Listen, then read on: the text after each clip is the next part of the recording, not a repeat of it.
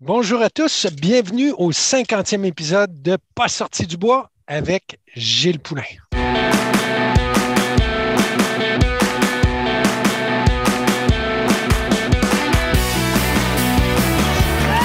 messieurs, votre gagnant, c'est 110 km! Si tu commences à te sentir bien en courant un ultramarathon, fais-toi-en pas, ça va passer. Grand champion du 125 km! Merci tellement à la gang de NAC qui sont partenaires de Pas sorti du bois depuis le début. C'est une jeune entreprise, puis maudit qui sont beaux à voir aller. Je vous ai parlé de l'eau en large, des barres Ultra Énergie puis de la poudre Ultra Recovery, mais là, ils viennent de sortir des gaufres, puis pour vrai, j'en suis pas encore revenu tellement elles sont bonnes. Ce qui est malade avec NAC, c'est que les produits et leur emballage sont éco-responsables. Puis si t'es pas sûr de la protéine de grillon, là, ben sache qu'il y a une gamme complète 100% vegan. Là, t'arrêtes ce que tu fais, tu vas sur le nacbar.com, tu choisis des produits puis tu utilises le code promo pas sorti du bois pour obtenir 15% de rabais. PASSORTIDUBOIS. Merci beaucoup NAC et bon épisode. Ouais, ben, on n'est pas sorti du bois, hein? Bonjour tout le monde, bienvenue à ce 50e épisode de Pas sorti du bois. Ben oui, 50, je suis vraiment content d'atteindre ce plateau-là puis de l'atteindre en compagnie de M. Gilles Poulain, cofondateur du Bromont Ultra. Salut Gilles. Salut, je suis très content d'être là aussi. Sérieux, il y a des super bons podcasts qui sont sortis depuis une couple d'années, hein, mais vous êtes bien démarqué, en tout cas, à Pas sorti du bois. J'aime bien ce que vous faites, j'aime le branding, très hâte.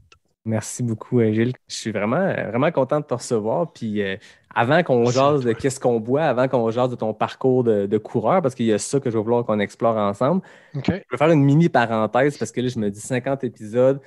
Je remercie beaucoup mes invités. Souvent, je commence l'épisode, je termine l'épisode en remerciant les invités. Mais je tiens vraiment à remercier les auditeurs qui sont fidèles au poste depuis le début ou depuis quelques semaines. Il n'y a pas de discrimination, mais c'est vraiment le fun de vous suivre. Je le disais au début, il y a une petite communauté qui se crée, mais ça s'est toujours poursuivi dans les dernières 50 semaines.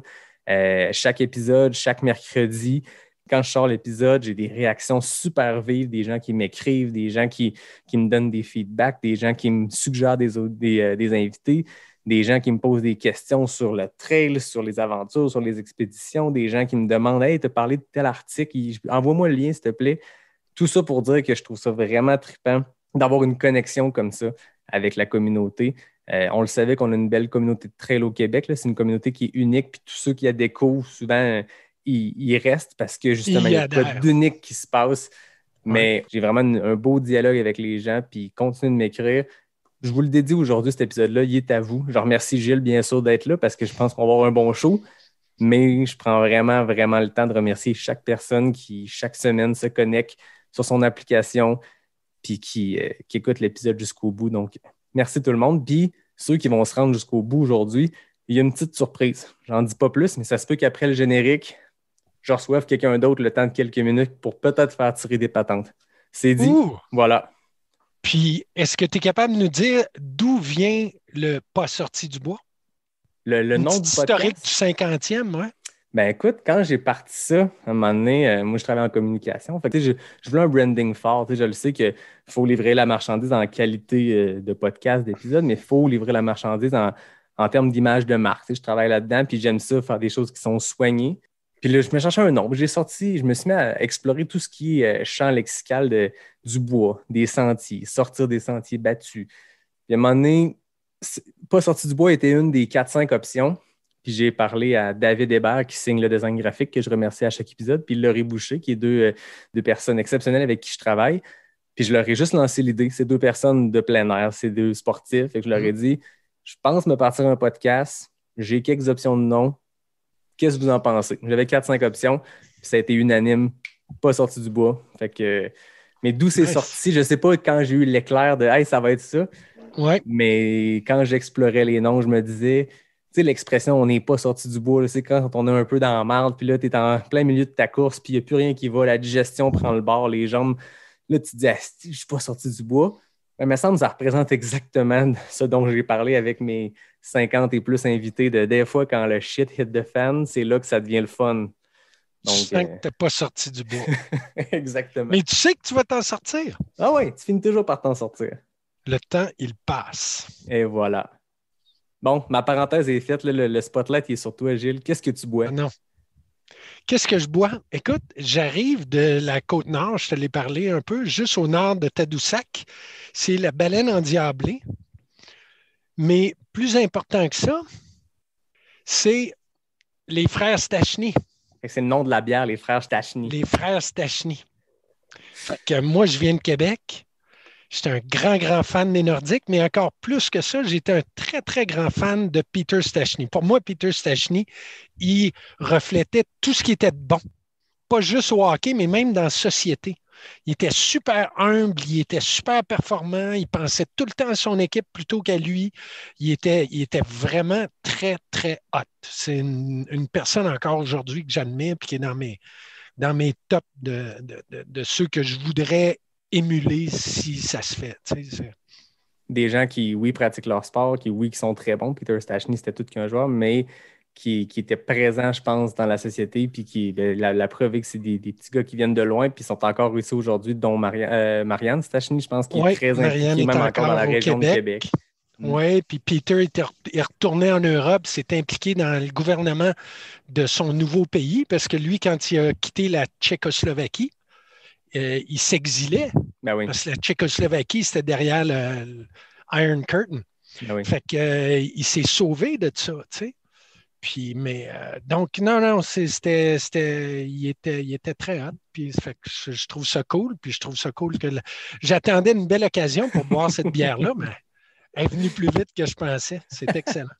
Écoute, je ne vais pas te lancer de fleurs, mais ça reste que ce que tu tentes d'émuler dans le parcours de Peter Stachny, ce qu'on dit d'être performant dans son sport, mais d'aussi être impliqué, c'est carrément toi, de performer, de faire des 100 000, de ne pas se contenter de simplement de courir, mais de faire des levées de fonds, puis de s'impliquer, puis tant qu'à créer une course, lever des montants exceptionnels pour des causes. Fait que, en tout cas, je te lance la comparaison. Merci. C'est le Peter Stachny de la Trail à Bromont.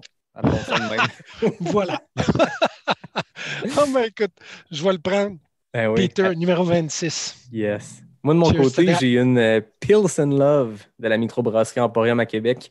Mon partenaire, mon fier partenaire, microbrasserie qui fait des produits qui sont vraiment très bons. Je ne le dis pas parce que c'est mon partenaire. Pour vrai, il y a de la bière de microbrasserie qui se fait au Québec. Il y a de la très bonne bière de microbrasserie qui se fait au Québec. Mais l'Emporium, si vous pouvez mettre la main sur ces belles petites canettes noires et or-là, si vous êtes de Québec, vous passez les voir sur le boulevard Henri Bourassa. Mais il y en a dans les dépanneurs, mais c'est rare. Puis quand ils sont là, ils ne sont pas là longtemps. Fait que merci à Stéphanie, la gang de l'Emporium, pour cette Pilsen Love. Cheers à toi, Gilles. Cheers, man.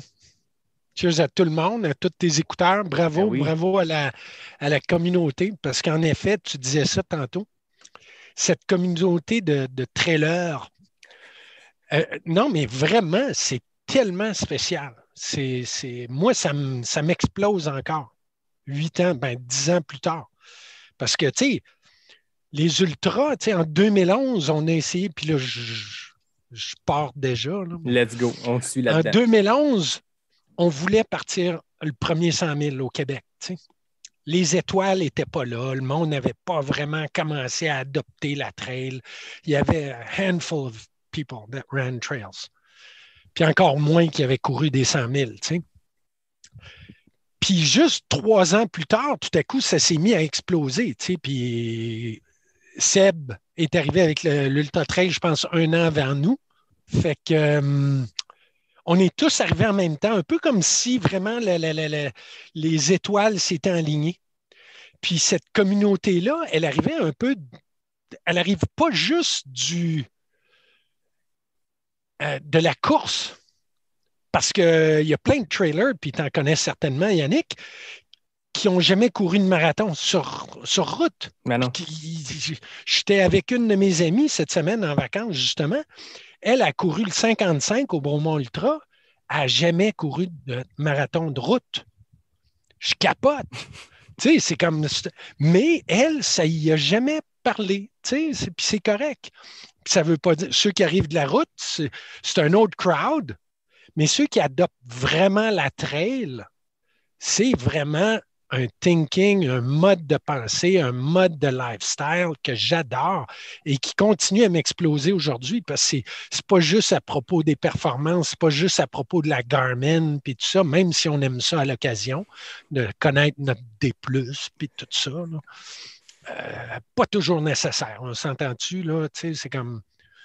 C'est plus difficile à justement être axé sur les statistiques. Oui, il y en a plein de stats, puis on aime ça préparer une course, puis se dire, il faut que je fasse un volume de X kilomètres, X mètres des plus. Ouais.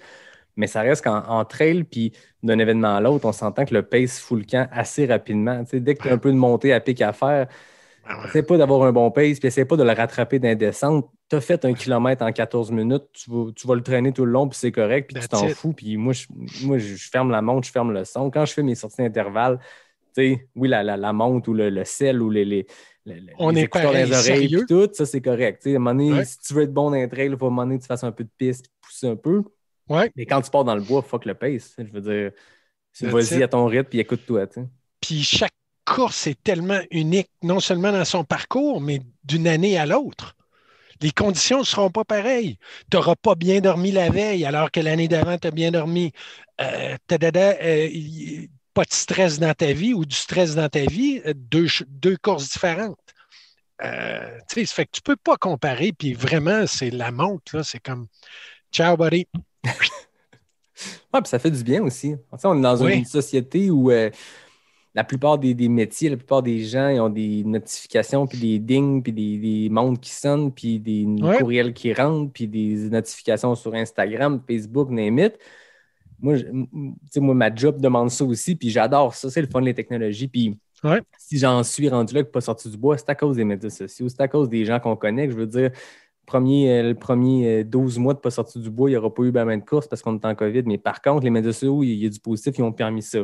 Par contre, quand on part courir dans le bois, puis ça, c'est de quoi qui est quasiment universel, j'ai l'impression, chez les trailers, comme tu dis, c'est le fait qu'à un moment donné, on part dans le bois. La plupart du temps, on n'a pas de signal, ce qui est une très bonne chose, mais même quand on en a, ferme la montre, ferme les notifications, mets tout ça à off, puis connecte avec la nature. Puis je pense que c'est ce qui regroupe un peu les gens. Le sport, oui, l'accomplissement, oui, mais le fait de connecter avec la nature, puis le fait de faire partie d'une communauté, c'est le fun que ça soit quelque chose de niche. Des fois... Puis c'est dangereux parce que justement, là, la niche est en train d'exploser. Si on parle des débuts en 2011 versus 2021 aujourd'hui, 2011, ça n'existait pas. Les étoiles n'étaient pas alignées comme je te parlais. Tabarouette, aujourd'hui, quand je vois que Ironman achète, ou en tout cas, se partenarise avec l'autre, puis que ça fait un petit peu trop de je ne veux pas dire d'élitisme, mais ça me fait peur un peu. Oui. Je pense que c'est la réaction que tout le monde a eue quand cette annonce-là est arrivée. Quand l'UTMB a annoncé qu'il laissait faire l'Ultra Trail World Tour, qui était déjà un peu élitiste, mais qui s'associait à des courses qui étaient déjà bien ancrées dans leur communauté, tout ça. Là, on part des séries parallèles aux États-Unis. Ils vont créer des nouvelles courses dans des endroits. J'ai l'impression que c'est comme de forcer un peu les choses. Aux États-Unis, là, tu veux faire des 100 000, tu en as 2 par fin de semaine. Ils sont là, les événements. Là, ils veulent en créer des nouveaux. C'est Ironman qui va gérer la portion nord-américaine. Puis, tu sais, la trail nord-américaine, puis j'aimerais ça qu'on en parle parce que tu as de l'expérience au Rocky Raccoon au Texas. Tu as fait le Vermont-San plusieurs fois. La trail américaine est complètement différente de la trail européenne dans son côté très roots. Puis si quelqu'un peut m'écrire une version française de roots, quelque chose qui est aussi fort comme mot, appelez-moi. Mais tu sais, c'est un terme c'est ça, les trails américaines. Tu écoutes la Western State, qui est probablement la trail la plus populaire aux États-Unis, la plus élitiste parce qu'il y a de l'élite. C'est très roots, c'est 340 personnes dans le track, puis c'est tout, la hard rock. Puis tu sais, il y a un côté très... c'est ça, tu sais, roots du sport qui faut pas qu'ils se perdent, que ces événements-là, j'ai bon espoir qu'ils ne perdront jamais. Là. La Hard Rock qui avait comme il y a quelques années envoyé chez l'UTMB en disant là, moi, je ne paierai pas votre affaire à chaque année, c'est juste parce qu'il faut que Kylian ait ses points pour venir faire votre course. Moi, il vient faire la mienne, puis il était pigé au sort après 10 ans d'attente. Fait que il y a cette espèce de côté-là américain qui est le fun, mais là, avec l'UTMB puis Ironman qui prend ça, bref, il y aurait un épisode à faire juste sur là-dessus. Puis ceux qui n'ont pas idée de quoi on parle ou ceux qui veulent en savoir plus, il y a Dylan Bowman qui a son podcast qui s'appelle The Pillars Podcast. Puis il fait un épisode là-dessus. Lui, il fait partie des ambassadeurs de l'UTMB dans cette transition-là. Fait qu'il est pro UTMB Ironman, puis il parle avec un ami à lui. C'est une conversation super intéressante. Tu sais, il est trop tôt pour émettre un constat parce qu'on ne sait pas encore de quoi ça a l'air. On ne veut pas juger, mais la tendance vers laquelle ça s'en va, je suis un petit peu nerveux, on va dire. Nerveux. Ouais. L'UTMB était déjà très dans la professionnalisation du sport, ce qui est une très bonne chose. Hein. Je serais super heureux de savoir que n'importe quel athlète de calibre international dans notre sport pouvait vivre que de ça, comme dans n'importe quel autre sport.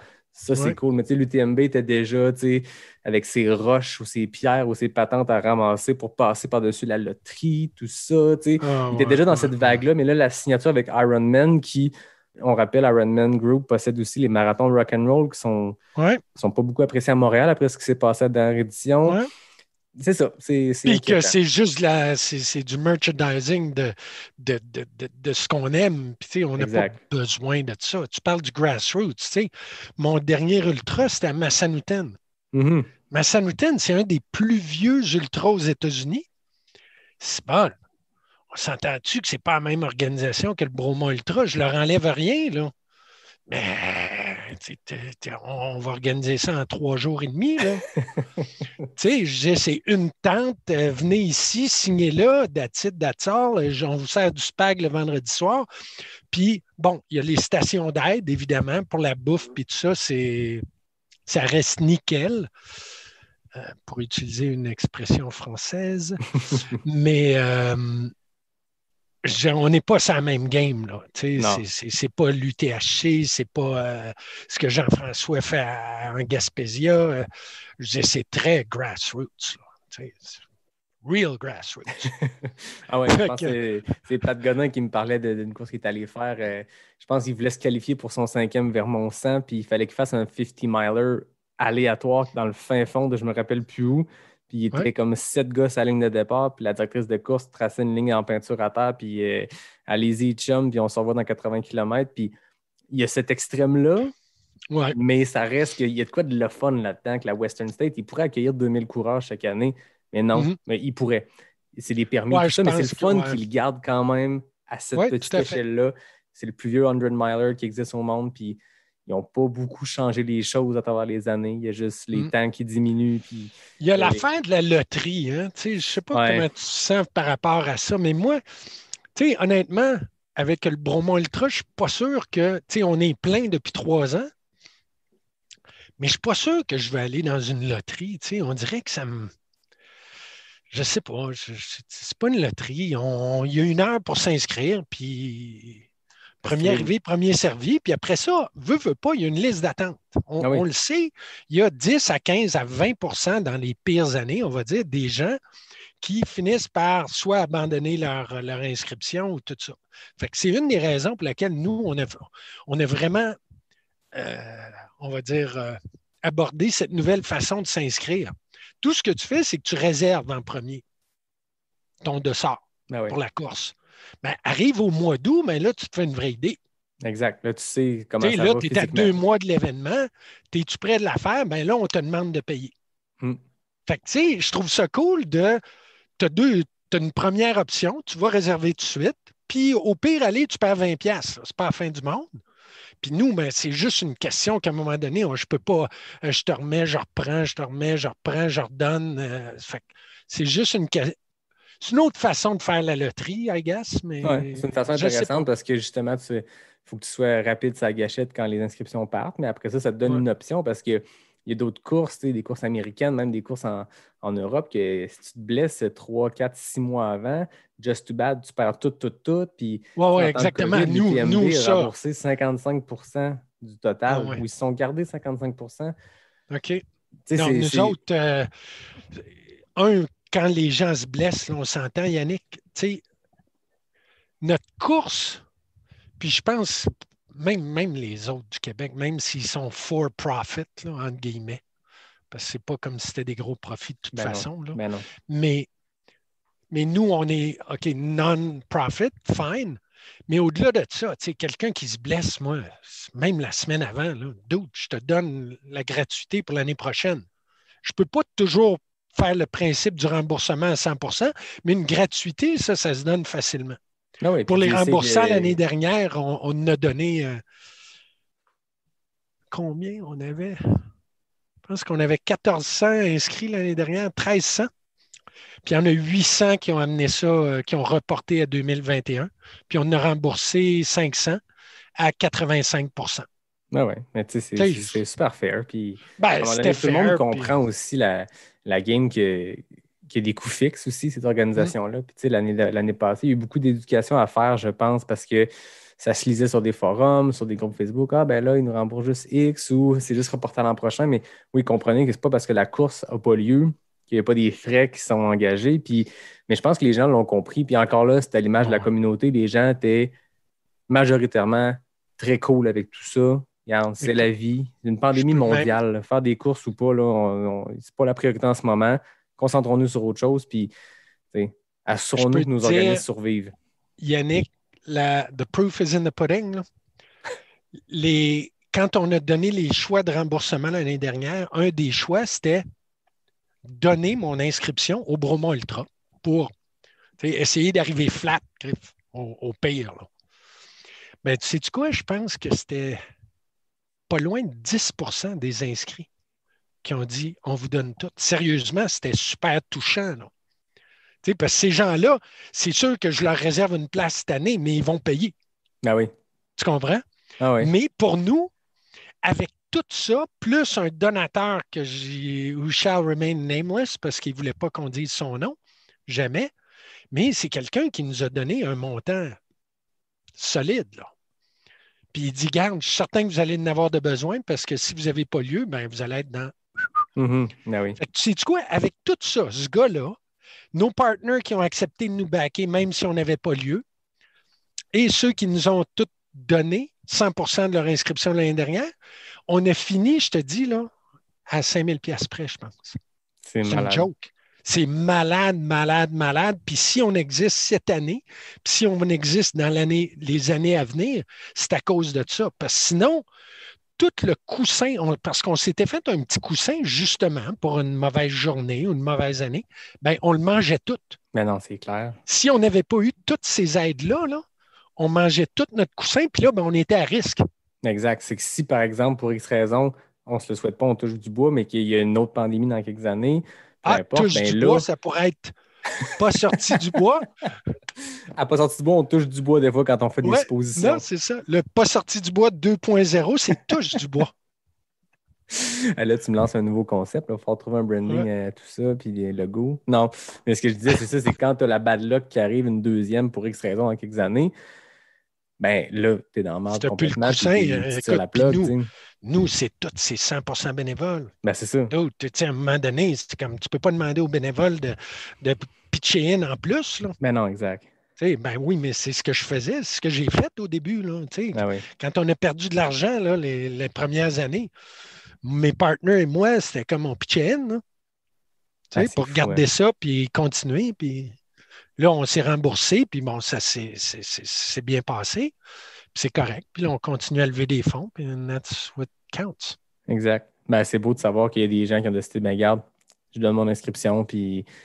c'est tellement beau, man. C'est la crainte qu'on avait l'année passée. Oui, tu avais des coureurs, des coureuses, tout le monde est un peu déçu parce que tu fixes tes objectifs de l'année en fonction d'une course qui s'en vient ou peu importe, mais la course est annulée à cause de la COVID. Tu peux dépasser tes limites de d'autres façons, mais c'était la crainte que tout le monde avait, c'était est-ce qu'il y a des organisations qui vont souffrir et qui ne passeront pas 2020 parce que, justement, c'est super difficile. Puis on a vu des commerces fermés partout au Québec et tout ça, malgré les aides gouvernementales.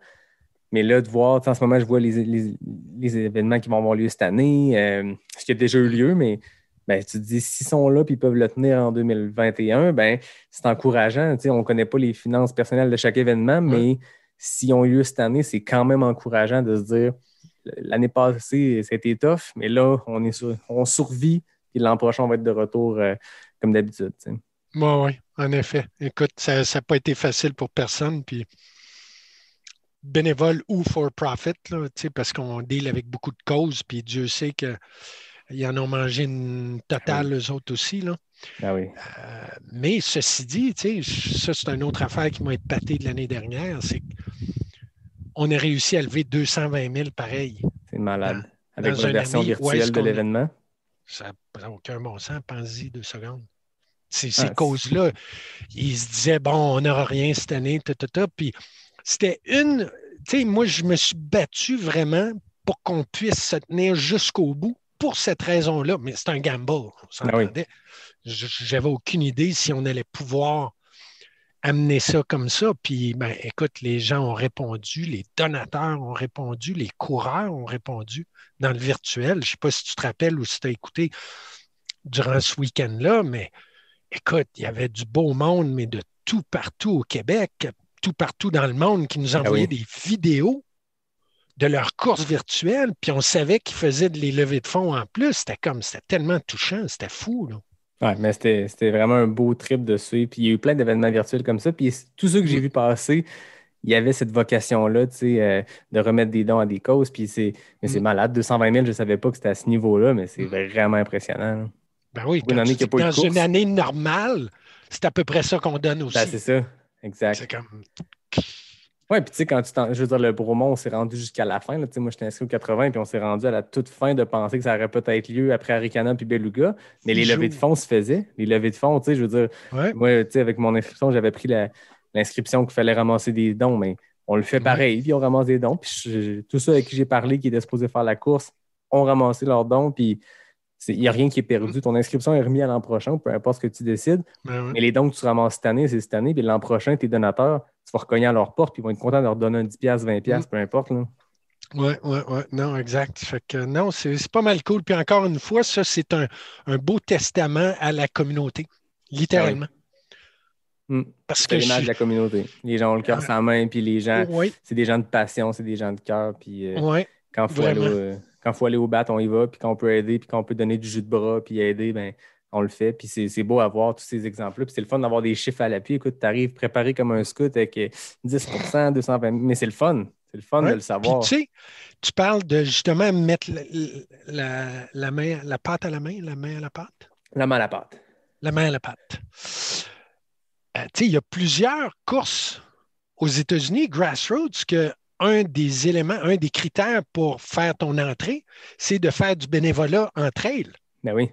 Tu sais, c'est redonné. C'est une autre façon, là. Tu sais, nous, on l'a fait en don, mais il y en a qui le font en termes d'heures. Tu sais, le Vermont 100, c'est un exemple. Si tu fais, il faut que tu aies 8 heures, je pense, de bénévolat ou une affaire de même. Ben, ça te permet d'entrer. Tu as besoin de ça en plus de payer ton 300$ ou ton whatever. Fait que ça, c'est vraiment cool. Ben oui. Puis, tu sais, on n'arrête pas de le dire. Puis, tu sais, Jean-François Tappe, pour ne pas le nommer, pré-Gaspésia, ça a été une année difficile. Puis, en Gaspésie, je pense que c'est dur de trouver des bénévoles partout, mais en Gaspésie, son marché ou son nombre de bénévoles potentiels est plus petit que d'autres grands centres. Il a fait une espèce d'appel à tous avant. Puis, il manquait des bénévoles pour son événement. Puis, je sais que c'est un défi pour chaque course au Québec. Puis, c'est nécessaire. Puis, tu sais, je l'ai répété souvent au cours des 50 derniers épisodes de faire du bénévolat. C'est le fun, tu fais partie de la game, tu fais partie de la course d'une autre façon, tu vis différemment. Puis comme tu dis, ben, c'est nécessaire, c'est vital pour ces événements-là, ces organisations-là.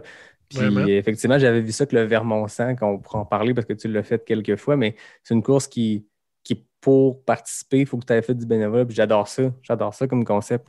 Puis une petite parenthèse avant qu'on finisse cet interlude-là.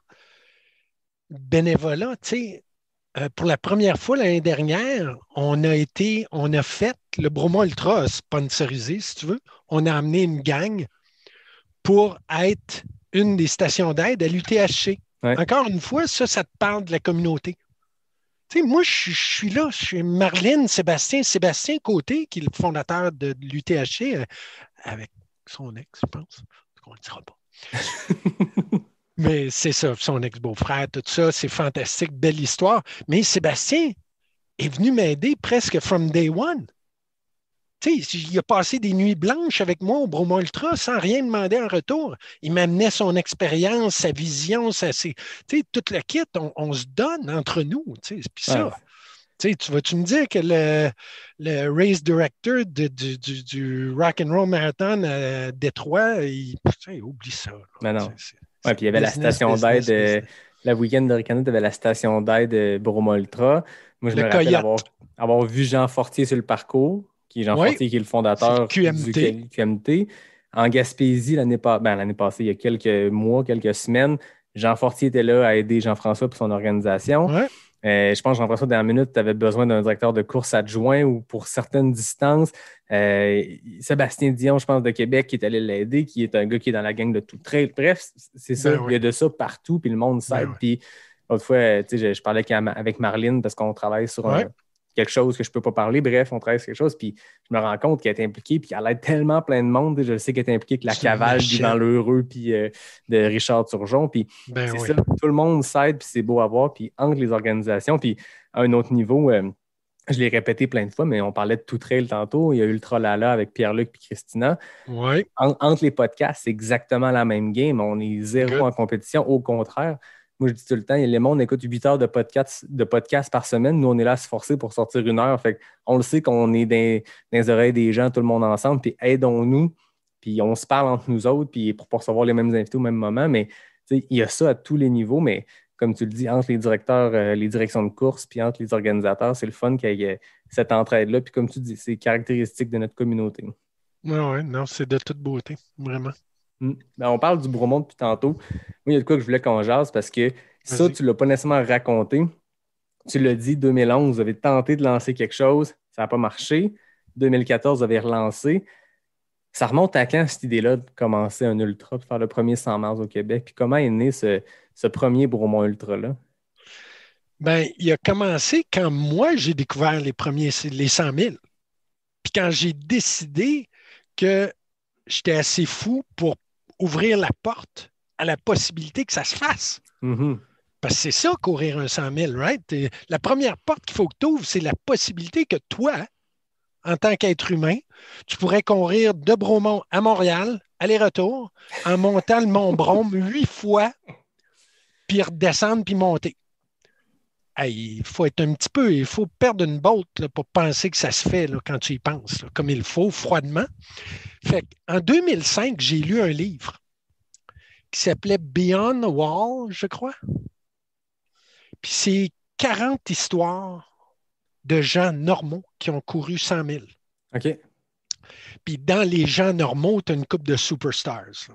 Anne Trazen, par exemple. Mais tu as vraiment des gens normaux.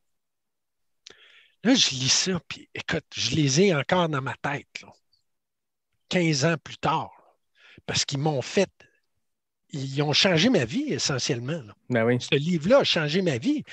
Écoute, je venais de courir mon premier marathon. Puis en 2004, après avoir fumé pendant 10, 12, 15 ans, puis j'ai arrêté de fumer, puis j'ai dit, bon, qu'est-ce que je fais pour arrêter de fumer? Ben, je fais un bucket list, je veux courir un marathon. Bon, j'ai arrêté au mois de mars, couru mon marathon au mois de septembre. La même année? Oui, à Montréal. Wow.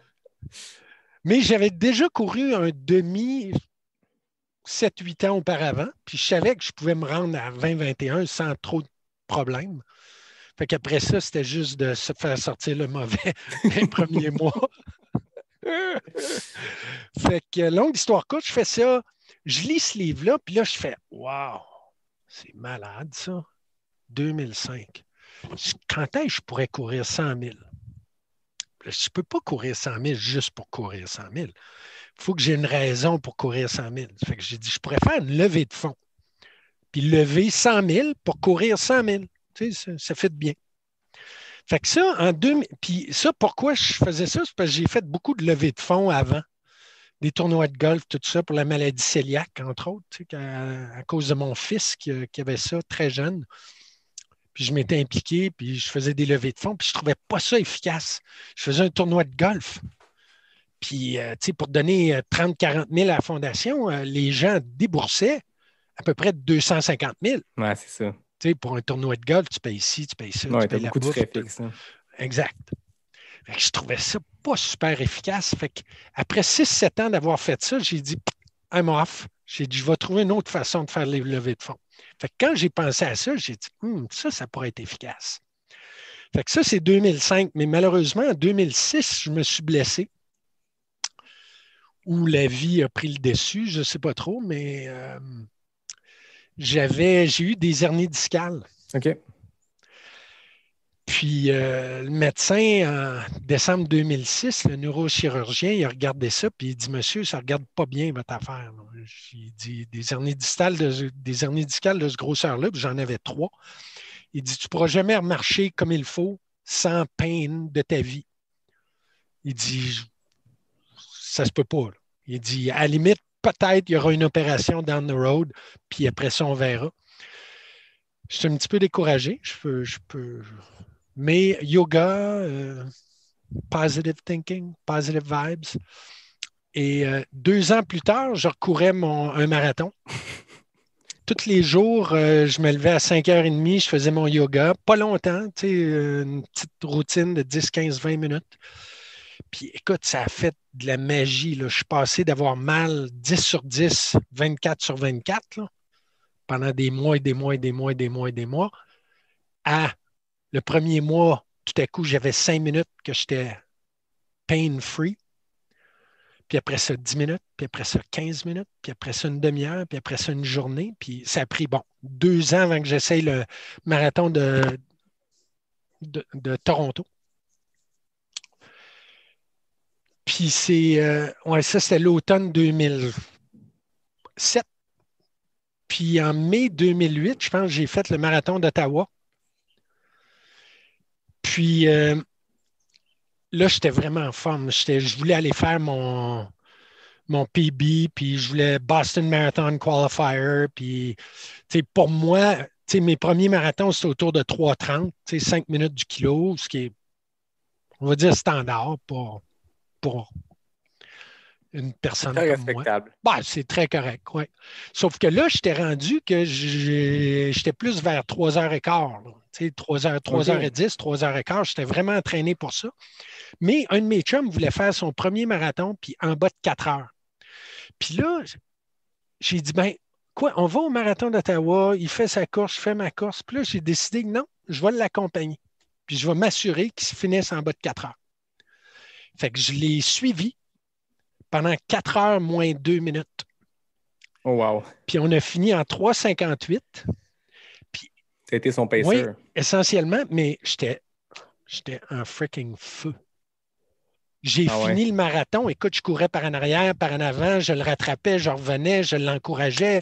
Let's go. Je clenchais quelques kilomètres, je revenais le chercher.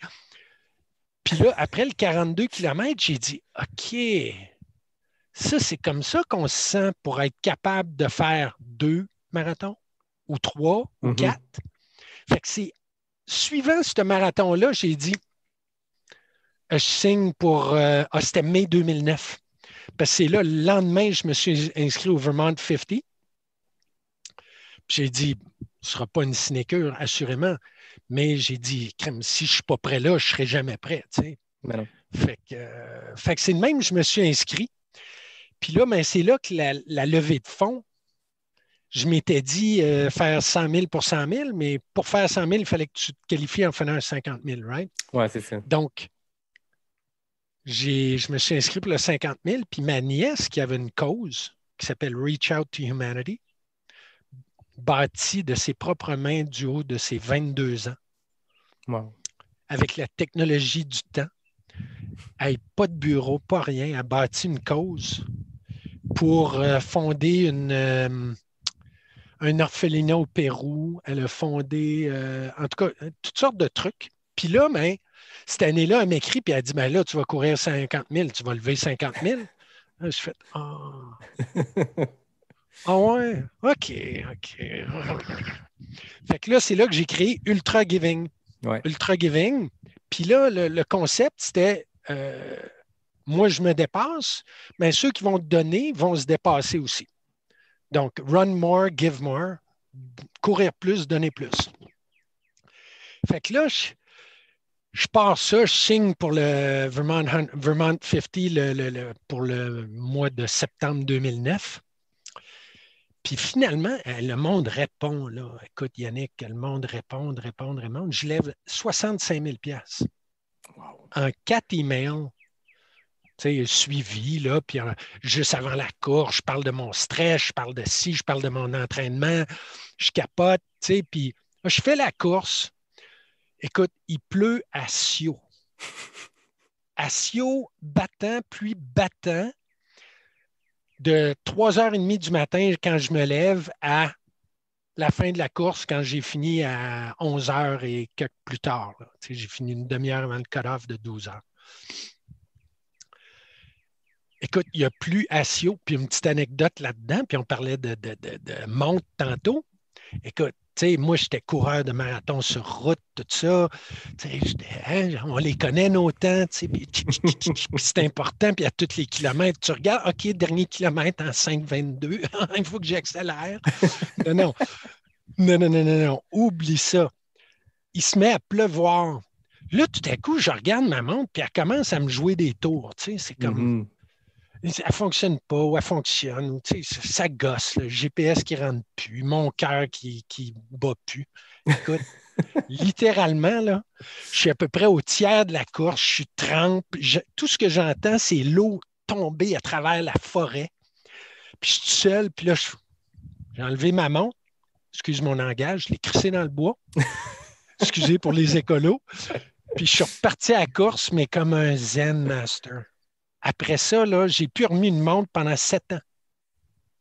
L'image est forte, mais l'image est symbolique aussi parce que ça a comme été, là, on jette la montre par-dessus bord, mais pas juste cette journée-là pour les 7 ans qui ont suivi. Oui, la seule raison que je le faisais ou que je suivais le reste, c'est quand je faisais mes intervalles. Puis là, je ne le faisais pas dehors, je faisais mes intervalles dans des gyms, là, mettons, sur le treadmill. Fait que dans ce temps-là, j'avais mes stats, puis c'était parfait comme ça. Mais après ça, c'est tout. Quand je suis en trail, je calcule ça en termes de temps. Ben oui. Fait que c'est ça. Donc, longue histoire courte, j'ai levé 65 000. J'ai dit, ben là, ça marche, les gens y répondent. Il faudrait que je le refasse. Puis là, ben, l'année d'après, 2010, j'ai refait ça en vélo de montagne avec des amis. On a relevé des fonds. Puis là, ben, tu sais, quand tu te qualifies pour un 100 000 pour le Vermont 100, tu as 2 ans. OK. Qualifié pour le 50, avec ton 50 000, tu as 2 ans pour faire la course. Fait que là, ma limite, c'était 2011. Fait que là, j'avais comme pas le choix en 2011, même si ça ne me tentait pas. D'avoir à me requalifier. Ben, c'est ça. Fait que, OK. Fait que là, on a fait ça. Je me suis inscrit pour le Vermont 100. Puis pendant ce temps-là, Ultra Giving, ben, on avait donné 65 000 la première année, un 35 000, je pense, la deuxième année. Puis là, il y a un ami qui m'a donné la suggestion de partir ma fondation. Plutôt que les gens allaient donner, mettons, 33 piastres à un de mes choix, 33 à l'autre, puis 33 à l'autre, pourquoi pas donner à Ultra Giving qui, lui, redonne à des fondations? OK. Un reçu d'impôt, etc. Fait que j'ai créé ma fondation comme ça, à travers la Fondation communautaire du Grand Québec, à Québec, parce que je viens de là, puis c'était une de mes amies qui était directrice générale, Nathalie, à l'époque. Et puis, donc ça a été une belle invention. Mm-hmm. Ça a fait comme un centre pour recueillir les fonds, puis après qu'on puisse redistribuer. Fait que, ça a super bien fonctionné. Puis en 2011, ben, j'ai réussi mon premier 100 000. Je n'ai pas réussi à lever 100 000, mais je pense que j'ai levé un autre 65 ou 60 ou 70 000 là, cette deuxième année-là. C'est quand même exceptionnel. Puis quand tu parles tantôt du ratio des levées de fonds de golf où tu as beaucoup d'argent qui sert à des frais fixes, là, quand tu levais 60 000, tu redonnais 60 000. 60, exactement. Fait que c'est là que je me suis dit, hey, ça serait cool, hein? Admettons qu'au lieu d'avoir un Gilles Poulain qui lève ça, ben, il y en a 10. Parce que c'était pas Gilles Poulain, c'était le fait que je me dépasse et que je sois fou. T'sais, les gens, écoute, j'ai encore plusieurs amis, parce que c'est surtout mes amis que je suçais avec l'argent. Là. Et eux autres, mais ils allaient au-delà de ça, que c'était pas juste l'argent, c'était que moi, je les inspirais à prendre soin d'eux-mêmes, puis à se dépasser. Fait que quand eux arrivaient devant un problème X, que ce soit à la course ou même au travail, ils disaient... Il ne dira pas que c'est impossible. Là. Si l'autre clown, il vient de courir 2 marathons dans la pluie, là, ou l'autre clown, il vient de courir 100 000 pendant 25 heures. Voyons, non. Je ne me plaindrai pas parce que j'ai mal après 10 km. Fait que j'ai eu beaucoup, beaucoup, beaucoup de témoignages comme ça. Fait que ça a fait comme, OK, c'est pas juste à propos de l'argent. Il y a beaucoup d'inspiration, il y a beaucoup de... T'amènes des gens dans une vibe. Mm. Puis ben c'est là que jouais au hockey les mercredis soirs, puis j'ai deux chums qui sont extraordinaires, François Monette puis Marc Hébert, pour ne pas les nommer, qui m'entendaient, puis qu'on parlait comme ça durant une soirée en prenant une bière après le hockey. Là. Puis il disait, mais pourquoi on ne le fait pas ici? Puis là, je dis, ah ouais, hein, on devrait. Ça fait que c'est là qu'on a essayé en 2011. Les étoiles, pas enlignées, whatever. Pas marché. Mais François, particulièrement, il me gossait là, à chaque année au hockey. Pas dire à tous les mercredis, là, mais presque. Hey, Gilles, quand est-ce qu'on revisite ça, cette idée-là? Quand Puis là, tu pensais à cette idée-là, est-ce que tu commençais aussi à réfléchir à un parcours, à comment tu allais gérer l'événement, ou à ce moment-là, l'idée n'était que faisons une course caritative, point? Bien, en fait, c'était vraiment plus ça. C'était faisons une course caritative, faisons le premier 100 000 au Québec. Puis l'autre chose qui est important pour nous trois, c'était de rendre la course, puis c'est de même, je l'explique souvent, tu sais, se dépasser, c'est pas juste courir 100 000. Se dépasser, c'est courir ton premier 5 km. C'est marcher ton premier kilomètre après un accident, après un recovery parce que tu es un addict ou tu as eu des problèmes ou après une dépression. Ou, tu sais, se dépasser, c'est toutes sortes de saveurs. Oui, puis tu n'es pas obligé de te rendre à 100 000 pour sentir que tu as atteint ta limite, puis c'est correct. C'est peut-être mieux et plus simple probablement. Oui, oui. Mais on répète souvent, puis c'est ça. Chacun son ultra, chacun son 100 000, puis chacun son objectif. Si toi, courir 10 km, c'est l'objectif ultime parce que tu as des limitations qui fait que 10 km, c'est ton Saint Graal, ben go for it. T'sais. Exact. Puis 100% d'accord. Puis c'était pour ça qu'on voulait inscrire toutes les distances au Bromont Ultra. Puis c'est ce qu'on a fait. Ah oui. Tu sais, j'ai mon ami François-Guy Thivierge qui, lui, chacun son Everest. Ah oui, c'est carrément chacun ça. son 100 000. Oui, c'est carrément ça. Puis c'est vrai, puis c'est encore vrai aujourd'hui, je le vois. Puis au départ, tu sais, pour te donner une idée, le premier Bromont Ultra, on a levé 85 000, je pense. OK. L'année d'avant, 2013, qui était ma dernière année à faire ça seul, j'ai levé 110 000. Pour ton Vermont 100, ton deuxième? Oui, mais j'avais couru le Bryce 100 aussi, 6 semaines avant. Fait que là, il a fallu que je cours 2 fois 100 000 pour lever plus que 100 000. C'est correct. Oui. On l'a réussi. Mais après ça, je me suis dit, ouais, ben là, je pense que j'ai assez sucé mes amis. Là. Ils ont donné. Là. Après 5 ans, je pense qu'il a donné pas loin de 400 000. Là. Fait que j'ai comme, faudrait aller voir ailleurs. Là. Il est temps d'aller cogner à d'autres portes. Oui. Fait qu'ils continuent à être mes meilleurs amis puis mes meilleurs supporters, ces gens-là. C'est tout extraordinaire.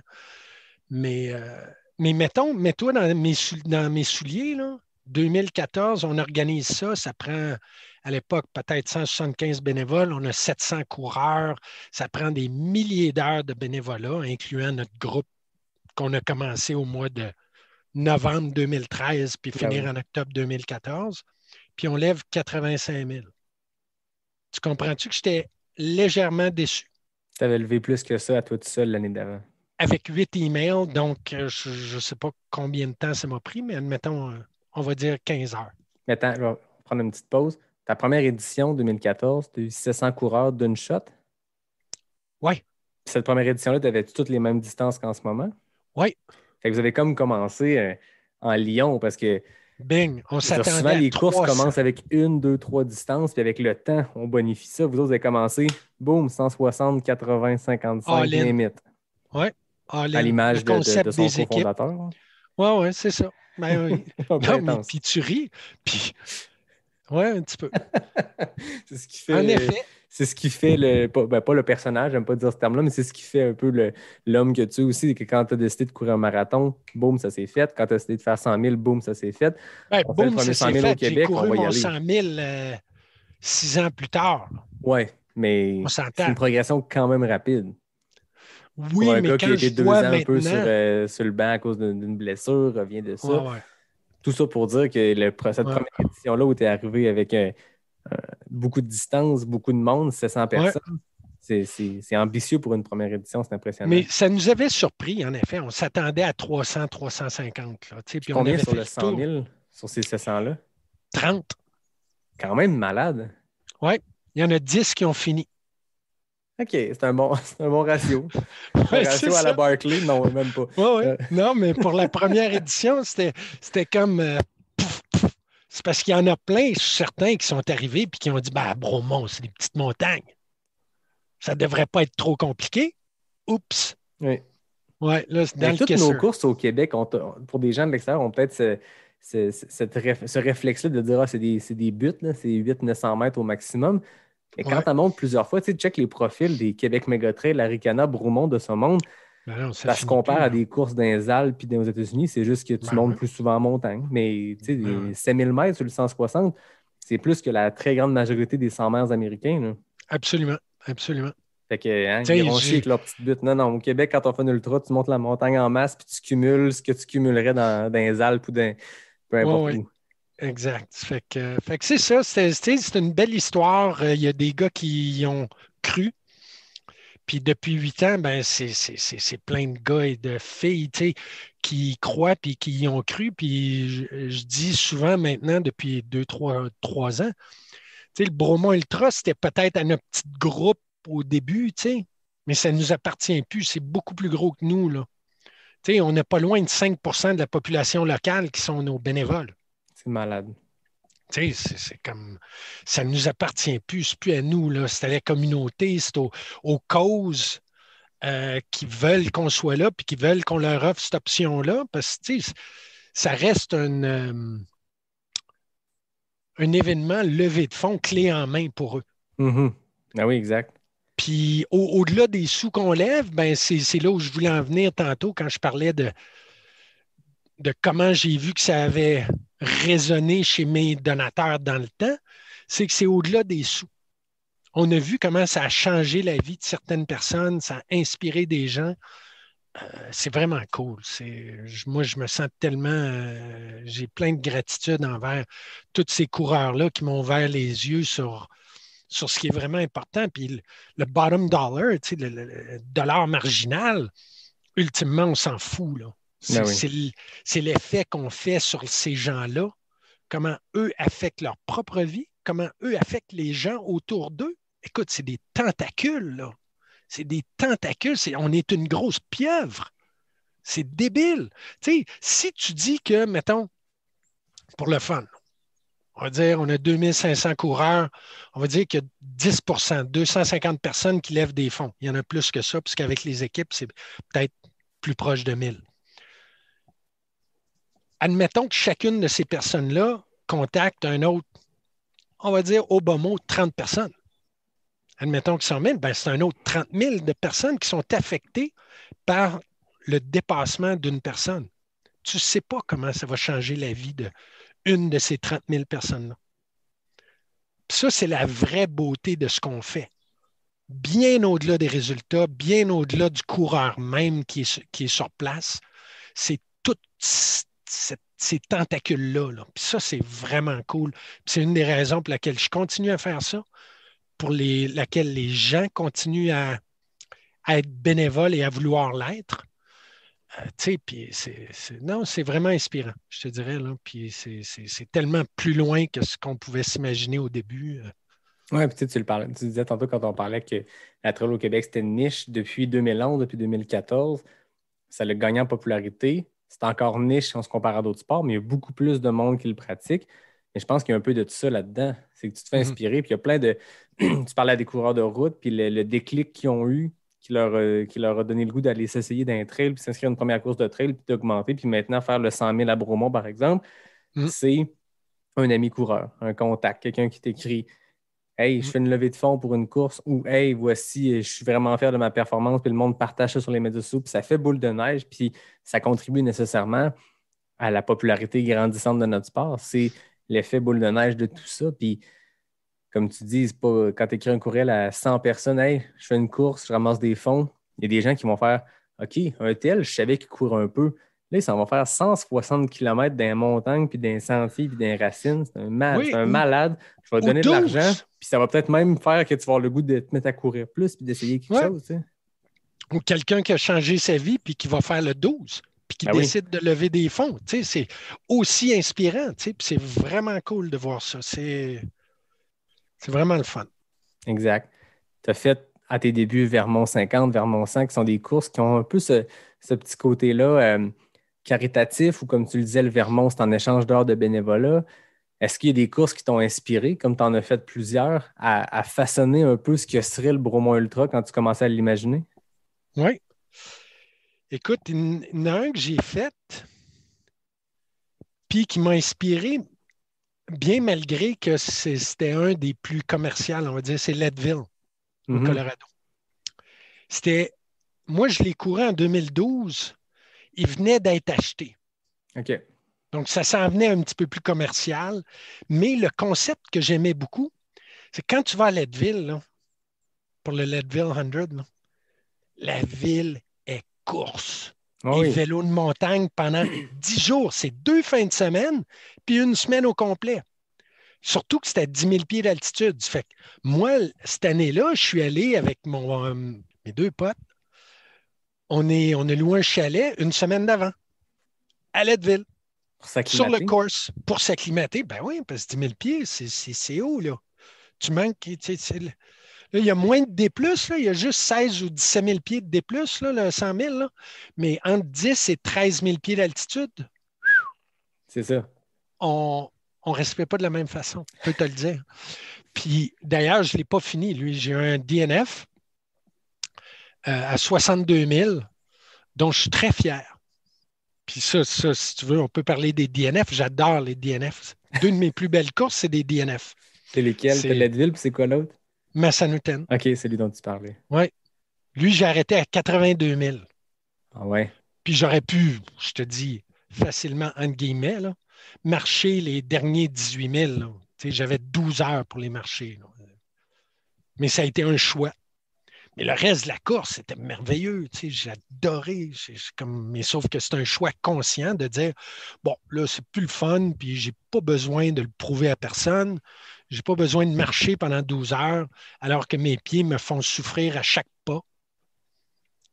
Fait que j'ai décidé d'arrêter, bien malgré le fait que j'avais un pacer qui avait voyagé avec moi de Québec. Ah ouais? Ouais. Comme à Leadville, d'ailleurs, c'est mon pote qui était... Écoute, il avait pris l'avion avec son fils pour venir. Puis moi, écoute, je suis arrivé au 50e mille, puis j'étais en petits morceaux. Là. Feu au 40e mille, en petits morceaux au 50e mille, parce qu'à Leadville, tu montes une passe à 12 ou 13 000 pieds à partir de 9 500 ou le plus bas. Là. Ça s'appelle Hope Pass. Moi, je l'ai appelé Hopeless Pass. Parce que, moi, quand je suis retourné de l'autre bord à 9 000 ou 10 000 pieds d'altitude de l'autre côté de la passe, parce que tu redescends de l'autre côté pour le 50 miler, c'est un out and back. Exact, un aller-retour. Oui, un aller-retour. Ça fait que quand je suis arrivé au 50e mille, je n'étais plus le même homme. Là. J'étais détruit en petits morceaux. Là. Qu'est-ce qui s'est passé dans ce 10 km-là? Ce 10 000-là? 10 000, oui, 10 000 avec 6 000 pieds de dénivelé. Écoute, je n'ai pas pu manger. Je n'étais pas capable d'avaler rien. Ça faisait 18 heures, 13 heures. Avec le 50 000, 13 heures sans juste boire de l'eau. Je n'étais pas capable de prendre de Gatorade non plus. Pas sucre, rien qui rentrait, là, mais à rien. Fait que je ne sais pas. Après ça, on dirait que c'est mon esprit, je pense, qui a lâché complètement. J'étais rendu un bébé, man. J'étais couché sur le côté, recroquevillé. Je voulais ma mère. C'est une catastrophe. Mon fils était là. J'avais honte. C'était pas drôle. Là, aujourd'hui, il est correct. Il m'en parle, mais il avait 12 ans à l'époque ou 13 ans. Pas sûr qu'il était super fier de son père. Mais... C'est vrai que papa t'a magané. Oui. Mais papa s'est relevé, il est reparti, il est retourné du 50e mille, il est remonté Hopeless Pass, puis il est redescendu de l'autre bord. Puis avec mon chum, il dit OK, si tu veux arrêter, au moins on va faire le cut-off. Eux autres, ils disent qu'on ne peut pas faire le cut-off parce qu'on est passé trop tard ou on est parti trop tard. J'ai dit, OK, let's go. Let's go, mais là, j'ai plus de temps à perdre. Let's go. Fait qu'on s'est mis à courir comme des malades. C'était complètement fou. C'était une de mes plus belles descentes dans le noir. Puis pour ceux qui l'ont fait, Leadville, quand tu redescends, écoute, tu longes des ledges, là, puis c'est steep là, de chaque côté. Puis c'est complètement trippant. Puis on est arrivé en bas, il faut que tu traverses une rivière jusqu'en haut des genoux. Puis on arrive là, il était peut-être minuit, je ne sais pas trop, à la dernière station du 62e mille, qui était là où j'avais ma maison qu'on avait louée. OK. Mais là, écoute, on clenchait tout le monde. Mais tu sais, c'était les derniers qui arrivaient à peine au cut-off, tu sais. Fait que tout le monde se battait pour le cut-off. Mais nous, on avait comme juste ça dans la tête. Puis, tu sais, commencer une station d'aide, tu sais, là, il y a plein de monde, il y a plein de crew, puis tout ça, les cloches, puis les lumières de Noël. Écoute, c'était le party. Puis là, ils nous voyaient courir comme des malades, puis on se faisait crier après, puis encourager. On était comme des rock stars, là. Puis on est arrivé 4 minutes to cut off. Ah ouais. Ouais, à minuit et moins 4, je pense. C'est une affaire de même. Puis là, la madame, quand j'ai dit non, I'm done. Ben voyons non. Vous l'avez fait, le cut-off. Come on! Repartez tout de suite! Non, moi, c'était décidé. J'ai promis à mon chum qu'on essayait le cut-off, puis pour moi, c'était ça, mon 100 000. C'était comme... Mais là, ça fait 18 heures, j'ai pas mangé, pas capable de rien faire. J'ai 38 000, c'est long, l'estomac-vide. Hein? Il t'en restait un bout quand même. Ouais, puis j'aurais pas fait le cut-off probablement au prochain cut-off. Ouais, puis t'as eu du fun, ça, 12 000 là, de redescendre et tout ça, écoute. Exactement. Ça fait que, tu sais, j'ai des super beaux souvenirs de cette course-là, comme de ma Sanuten, puis le point là-dedans, c'est qu'un DNF, c'est pas plate. Là. Mais non. C'est aussi beau qu'un so-called success. Tu sais, puis success. Tu finis en 24 heures, 22 heures, 23 heures, 32 heures. It's all success. Ah oui. Dès que tu finis, man, c'est fantastique. Puis même si tu finis pas, tu sais, je veux dire, de te pointer exact. sur une ligne de départ, c'est déjà un succès. Exactement. Parce que c'est tout ce qui vient avant, le travail, puis la persévérance. Puis oui, il y a des bouts de temps dans une course, puis quand tu ressors d'un creux, c'est impressionnant, puis tu apprends sur toi, puis tu apprends dans des bonnes journées, comme surtout dans les mauvaises. Mais je pense que le plus gros du travail, moi, je dis tout le temps, quand le monde, tu sais, quand tu parles avec des gens qui ne sont pas des gens qui font de l'ultra et tout, tu essaies d'expliquer que, moi, en tout cas, je sens que race day, c'est entre les deux oreilles que ça se passe. Parce que la préparation physique est là. Le physique peut lâcher, mais c'est entre les deux oreilles que ça se passe. C'est le avant, c'est là qui est la préparation physique, puis de te pointer sur une ligne de départ d'un 100 000, puis d'avoir fait ce qu'il fallait, parce qu'on sait que c'est des sacrifices. C'est des week-end chocs, c'est des nuits passées à courir à frontale tout seul dans un centre de ski. C'est des dimanches matins que tu aurais le goût de prendre ton café dans une doudou, mais non, tu sors dans la tempête de neige faire ton 25 kilos. C'est tout ça, c'est ça qui est tough. C'est pas de se pointer une journée. Tu sais, y croire, juste garder la porte ouverte que je vais être capable. Hey, la première fois, c'était tout un challenge, ça. C'est débile. C'est le plus gros challenge, ça. C'est ça, tu l'as dit tantôt, ouvrir la porte au fait que ça se peut courir 100 000. Oui, ouvrir la porte à l'impossible. Fait que ça, c'est pas juste courir 100 000, c'est juste ouvrir cette porte-là. Puis ça, tu sais, je te donne un exemple comment ça a affecté ma vie. Dans mon travail, tu sais, je travaillais bureau corporatif, Wall Street, Jump et tout ça. Puis tu sais, quand ça commençait à se savoir, là, dans mon cercle. Imagines-tu mes patrons quand je leur demandais telle ou telle chose, puis ils me disaient « Ah non, ça, c'est impossible. » J'étais là. Veux-tu qu'on se parle de l'impossible? C'est pas... Non. Il n'y a pas grand-chose qui est impossible. Là. OK? Parlons-nous un peu. Là. Pourquoi c'est impossible?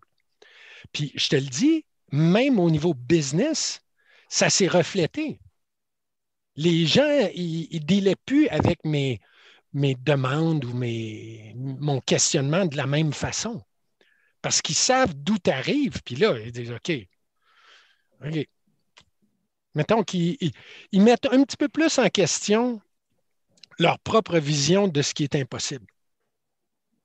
Puis ça, c'est ce qu'on fait qui est de toute beauté. Tu sais. C'est juste d'ouvrir cette porte-là pour les gens, puis qu'ils l'ouvrent. Gâtez-vous, man. C'est tellement incroyable où ça peut aller. Là. Tous tes rêves deviennent plus possibles. Ben, c'est quand tu pars puis tu cours un peu importe ce que tu fais, puis tu t'ouvres la porte à te dire il y a des gens qui courent 100 000, point. Check pas les stats, check pas les durées. Juste partir puis courir 160 km, ça se peut. Mais d'ouvrir cette porte-là, ça amène plein d'impossibles qui deviennent des possibles. Puis là, tu apprends qu'il y a des crinqués qui font 200 000. Puis là, tu apprends qu'il y a une fille qui s'appelle Hélène Dumais qui fait 888 km. Puis ça n'a comme plus de limite, tu sais. Ouais. Mais c'est ça. C'est step by step, tu montes les échelons. Puis pas des échelons en termes de gradation, plus des échelons de prends-le petite bouchée par petite bouchée. Tu sais, toi, tu l'as fait, tu as commencé avec un 50 000, 100 000 après. Quand tu as flirté avec le 50 000, tu te dis OK, ben j'ai fait la moitié, puis le lendemain, je n'étais pas mort. Bon, ben, je peux faire plus. Puis... À suivre. Ben oui. Moi, c'est le conseil que je donne tout le temps parce que les gens m'écrivent. Tu sais, je ne suis pas un expert, je ne suis pas un spécialiste en physiothérapie, en ostéo, je ne suis pas un coach, mais les gens m'écrivent parce que, bon, j'en parle dans un podcast depuis 50 épisodes, mais moi, je dis tout le temps, moi, je pense que le succès, puis mon succès à moi, c'est très modeste, mais je veux dire, moi, le fait que je suis rendu là où je suis rendu, devant cette montagne-là qui s'appelle le Bromont Ultra 160, qui sera mon premier 100 000, ben, c'est le fruit de beaucoup, beaucoup de travail, puis petite bouchée par petite bouchée. Puis il y en a d'autres, là, deuxième saison de trail, ils se lancent dans le 100 000, puis c'est parfait. Il y en a que c'est leur succès, puis c'est correct. Moi, il fallait que je me sécurise dans chaque distance, puis j'ai augmenté tranquillement. Bon, 3 ans, est-ce que c'est tranquillement pour un 100 000? Je ne sais pas. Moi, j'ai l'impression d'avoir pris petite bouchée par petite bouchée. 50, 65, 80, 100, 125. Puis là, ben, il m'en reste juste 35 je peux me permettre, ça, je trouve ça vraiment plus sage, personnellement. Oui, c'est très sage. Il y en a qui l'ont essayé dès la première année sans avoir couru de marathon.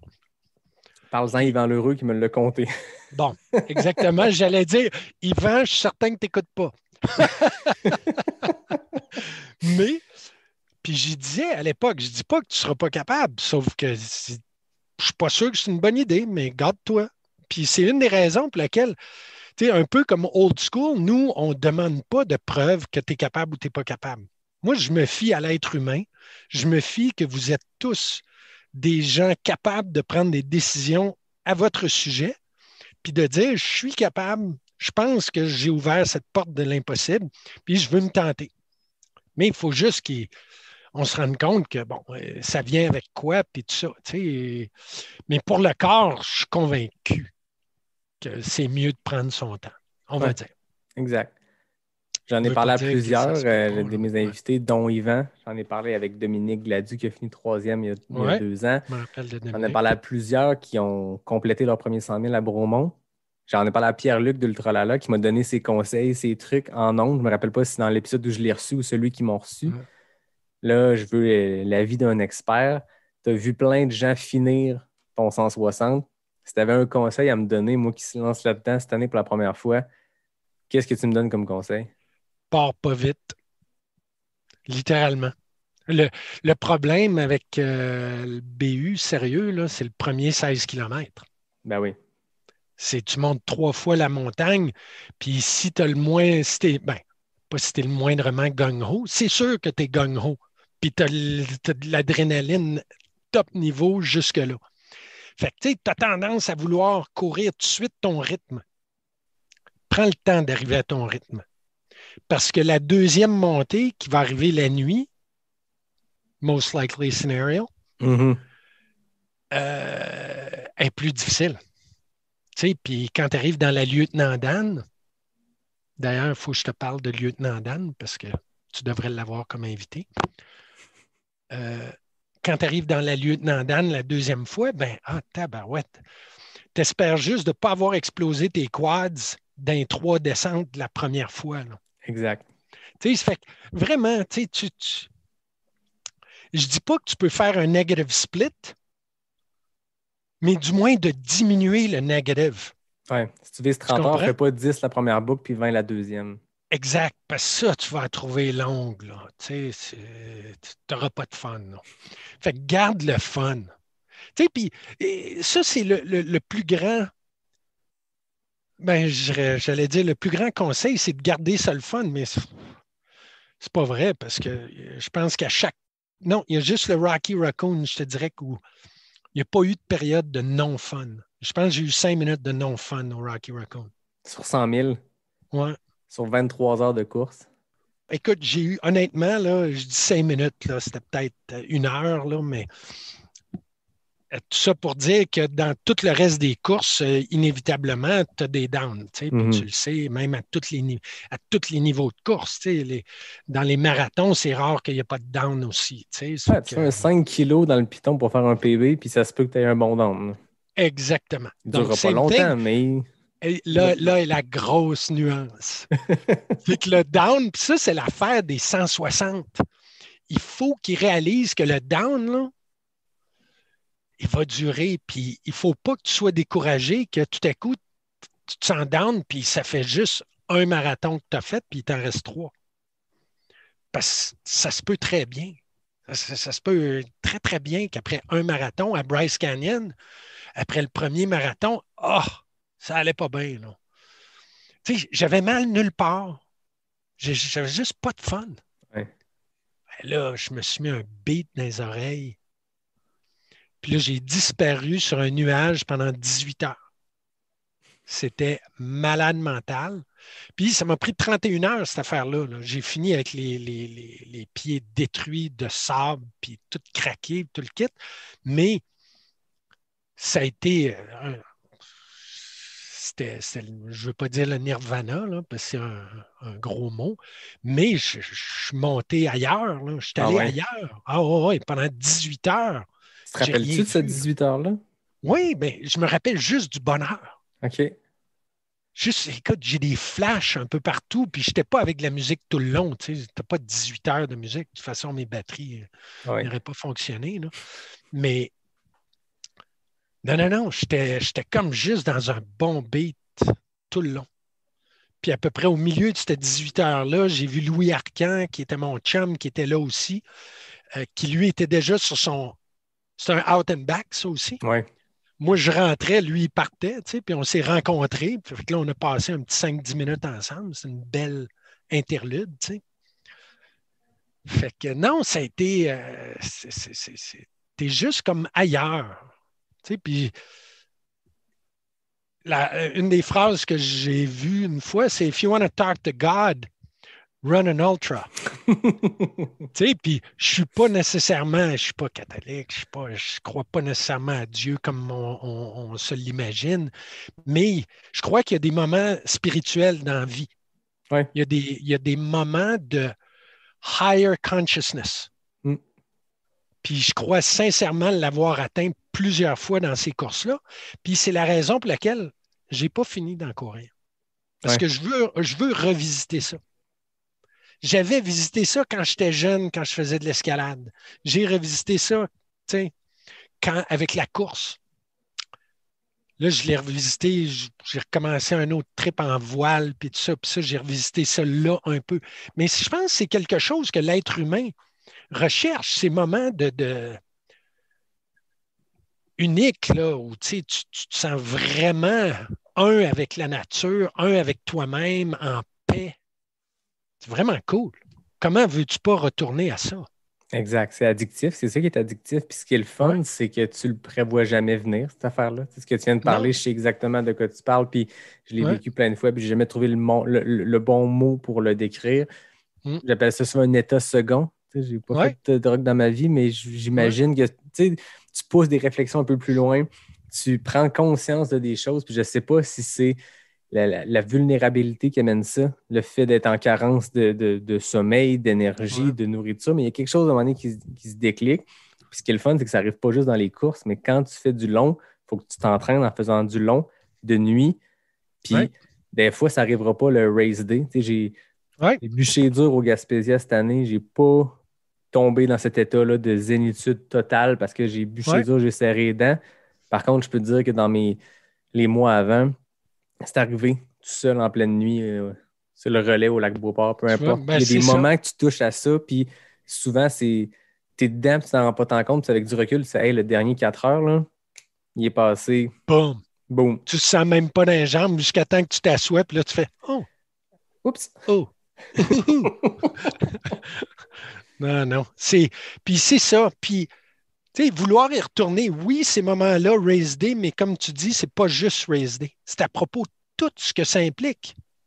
Ton entraînement mental, ton dedication, tu sais, ton dévouement. Le dévouement vers ça, vers ton objectif, tout ça. Puis ça se transmet vers tes amis, ça se transmet vers. Tu sais, ça fait qu'il y a plein de belles choses qui découlent de tout ça. Tu sais, ça fait, comment veux-tu pas y retourner? C'est sûr, man. Je veux y retourner. Fais-tu tes plans de retourner? Oui, ben tu sais, le dernier, c'était ma Sanitaine, comme je t'ai dit. Puis j'aimerais ça faire le mien. J'aimerais ça faire le Bromont Ultra. Malheureusement, cette année, cibole, excusez mon français, je n'ai pas été une tonne d'entraînement. Même, Ok. je te dirais, dans la dernière année et demie, là, c'est ma pire année et demie en 15 ans de course, là, en Ah termes ouais. de kilométrage puis d'entraînement. Mais ceci dit, j'ai fait d'autres choses. J'ai fait plus de ski de fond, j'ai fait de la natation cet été, j'ai joué au tennis. Tu sais, c'est correct. It's all good. Mais je vais retourner. C'est juste une question de temps et de décider à un moment donné. Tu sais, c'est comme. J'ai failli avoir un brain cramp là, la semaine passée quand j'ai vu les inscriptions pour le Bryce Canyon passer. Parce que ça, c'est facile d'accès. Tu vas à Ouais. Vegas. C'est cool. Tu sais. On est allé passer une journée à Vegas avant. On a fait la course. On est retourné. On a fait 2 jours à Vegas. Pas super. C'est un C'est le bon fun. post-race day. Je peux confirmer, Bon, j'ai oui. fait la même chose, pas Bryce Ouais, Canyon, mais une autre course dans la région. Puis ouais. Le Zion ou lequel tu as fait? j'ai fait, ça s'appelle Trail Trash Ultra. Ah, nice. C'est un J'aime 50 le nom. miler sud-ouest de Vegas, à 30 minutes de là. OK. Mais c'est ça. C'est une bonne place pour faire ton carb reload, je sais pas quoi, du lendemain de junk Ouais, food, peut-être un peu. Hein? ouais, Mais ouais. bref, c'est un beau coin Ouais, pour ça. ouais, ouais, non, c'est très cool. Puis, ça fait que c'est ça. Je ne sais pas quand le prochain va avoir lieu. Euh, Possiblement dans la prochaine année. Là, je sais pas. On verra. À suivre. On va suivre ça. Mm. Fait que là, ceux qui écoutent puis qui capotent parce que ils se disent hey, là, j'ai rien le reste de ma saison, il faut que j'aille faire le Bromont cette année. Là, tantôt, tu parlais du mois d'août, réinscription. Fait que là, les gens qui ont réservé leur spot vont avoir une décision à prendre au mois d'août, donc des places vont se libérer au mois d'août. Oui, sans aucun doute. Tu sais, on avait 800 personnes qui ont reporté, right? Plus un autre 600 qui ont réservé leur dossard. OK? Autre que le 160 où je pense qu'il reste moins de 20 places. Toutes les autres, c'est full. On est à capacité selon la santé publique Mhm. et selon ce qu'on veut, honnêtement, aussi en termes d'achalandage au niveau des stations d'aide, bouffe, logistique, etc. Fait que là, les gens vont confirmer leur présence. Puis ceux qui soit vont pas confirmer, oublier, blablabla, ben le 24 août, il va assurément avoir des spots qui vont s'ouvrir. La liste d'attente en priorité. Eux autres, ça va être les quelques jours après le 24 août. Puis après ça, Free for All, ça va être probablement genre première semaine de septembre, que ça va être rendu premier arrivé, premier servi, là, s'il reste des places. Mhm. Mais sinon, ben, j'invite les gens à aller vraiment sur la liste d'attente parce que vous allez avoir une priorité que les autres n'auront pas. C'est entre le 24 août et le 6 septembre, je pense. Fait que, il y a de la place. Ça va-tu être 10, 15, 20 qui ne s'inscriront pas au mois d'août? Je ne sais pas, c'est difficile à dire. Mais je sais que pour le 25, on a déjà une liste d'attente à peu près de 10 du line-up, Quand même. 10-12 le 80, un petit peu moins, puis le 55, entre les deux, on va dire peut-être 5-6 de liste d'attente. Donc, je te dirais, si tu es dans le top 10 de liste d'attente, les odds d'être dedans là, sont très, très bonnes. Là, parce que je serais très surpris que ce ne soit pas 10 qui drop out. Là. Ben, fait que dépêchez-vous ceux qui écoutent. Si vous voulez, allez vous mettre sur une liste d'attente. Puis, Oui, allez sur la liste d'attente. Puis, si ce n'est pas là, vous allez être d'un premier à recevoir les prochaines communications quand ça va repartir pour l'année prochaine, de toute façon. Fait que, exactement. parce qu'il va y avoir un 2022. Là, Yes. je ne vois pas comment il n'y en aura pas. Une bonne nouvelle, ça. Oui, je pense bien. Et moi, en terminant, j'ai toujours mes questions éclairs NAC, qui là, on change le mode de l'entrevue parce que là, il faut y aller de vitesse. Je rappelle qu'il y a des fastest known time, des FKT. En ce moment, les temps les plus rapides, c'est 2 femmes. C'est Maïka Lamoureux et Anne Bouchard en 14 secondes. Chez les hommes, c'est Ouf! Dominique Gladu-Despatie, que je rappelle, on en a parlé tantôt, 3e Ouais, place à Bromont Ultra il y a 2 ans, 2 ans. en Ouais. 17 secondes. Donc, c'est rapide pour 10 14 questions. à 17. Oui, c'est très, très vite, mais écoute bien, shoot! Parfait. Anne Bouchard, look out. Tu me dis quand t'es prêt, je pars Je ça. suis. Vas-y. Route ou trail? Trail, Montagne ou mer? montagne, Sentier roulant ou technique? technique, Mont-Gail ou Mont-Haug? Mont-Gaël, Question NAC, gaufre ou bar? NAC, Poutine ou pizza? pizza, Courir ou organiser des courses? courir, Café ou thé? café, Mont-Brome ou Mont-des-Pins? Mont-Brom, Vermont-Sang ou Rocky Raccoon? Rocky Raccoon. 22 secondes. Très rapide. Fuck. Très, très rapide, mais c'est pas dans les records. À ta Non. défense, à distance, les temps sont un petit peu plus longs parce qu'il y a peut-être un délai zoom quelconque. Les 3 meilleurs C'est temps ça, ont été établis par des performances en live. On a failli réussir la semaine passée à se voir. Tu étais de passage à Québec Ouais. de retour de vacances. On a essayé de squeezer ça. On va mettre ça sur la faute du traversée de Tadoussac. Ouais, puis le Zoom, je pense que mon Internet est lent. Ah, voilà. Fait que on y a vu qu'il y a du feu. On voit vraiment que la connexion à Bromont ne marche pas. Fait que Ouais, 22 c'est secondes, ça. on va le mettre sur le dos de ça. Ah, mais j'ai dit montagne, puis je te dirais que depuis quelques années, ça aurait été mer. Ben, Ça c'est aurait ça. dû être mer. Ouais. Moi, mon but, c'est de vous piéger un peu. Là. Je savais que tu es un Ben gars de ouais. montagne, bien sûr, de faire de l'ultra et tout, mais je sais que tu es aussi un gars de Puis voilier. courir puis organiser, ça, tu m'as déchiré. Là. Mais là, le jour que tu vas faire ton propre Bromont Ultra, tu vas comme vivre l'extase des deux. Là. Oh! Ça va faire mal, man. Ouch! C'est ça, c'est J'ai que toi, tu peur. vois depuis plusieurs années le monde arriver cassé à la fin. Tu sais ce J'ai qui t'attend, mais peur. tu l'as jamais vécu d'une traite Ouais. 160 km d'une shot. Là.